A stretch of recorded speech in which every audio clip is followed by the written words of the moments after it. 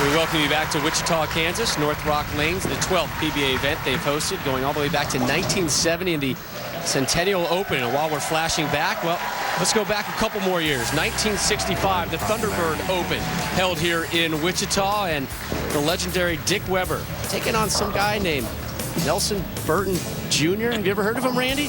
Yes, I have. Big fan, too.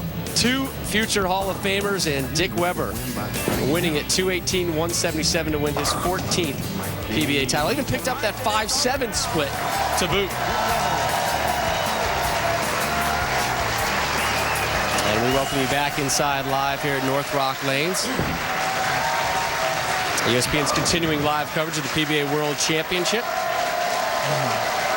Bo Burton was just 22 when Mr. Weber won that tournament. And if you had to ask bowling fans how they remember Bo Burton best by, it would not be the Buddy Holly glasses.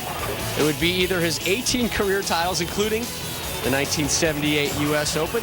They might also add his 23 seasons as part of ABC's coverage of the PBA Tour. I think that's where I remember you. I'm a little bit younger than I probably need to be over here, but I'll tell you, sitting next to you, Bo, I'm learning bowling through osmosis. Just having you here. It's wonderful to have you here. Well, Rob, don't cut yourself short. You're very knowledgeable. I watch the telecast all the time. Last week it was a great show with LeBron James setting it up in the ninth frame for Jason Couch to put it away against Chris Barnes and Chris Paul. So good stuff, and I'm looking forward to this season. We're going to put you to work.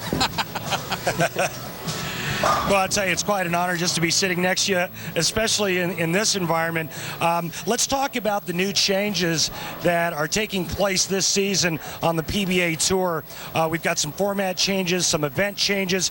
There's going to be a tournament where the players can only use a plastic bowling ball, an ultimate shootout scoring event. Give us your thoughts. Well, Randy, I always enjoy the PBA Tour, but what Tom Clark and Fred Schreier have come up with this year is very innovative. It's going to be great for the fans and for the players, and I'll give you a couple of reasons why. Number one, it gives you guys a little more to talk about. Number two, I like the ultimate shootout. You know, all of us at home, and I still bowl league, bowl on house conditions if you have to.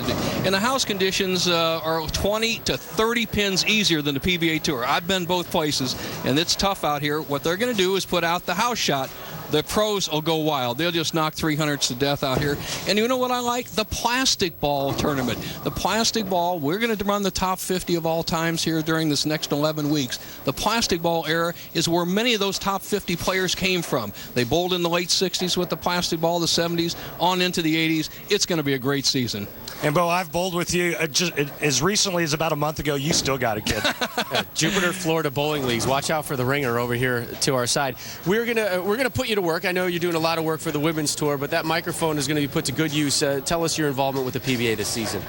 Well, basically, Rob, we put together through the writers and bowling writers and the players over the last year or so the top 50 players in their opinion of the last 50 years. The PBA started in 1958. The first tournament was in Albany.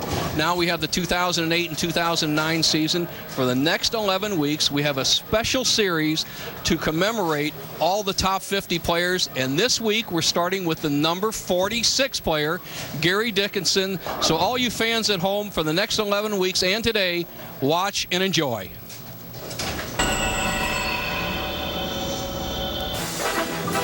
At number 46 in our countdown is Gary Dickinson.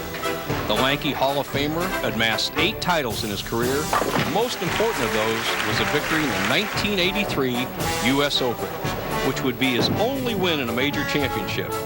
Dickinson, a likable player, is evidenced by his 3 Steve Nagy Sportsmanship Awards, also enjoyed great success on the PBA Senior Tour, where he collected 12 titles and was named Player of the Year 3 times.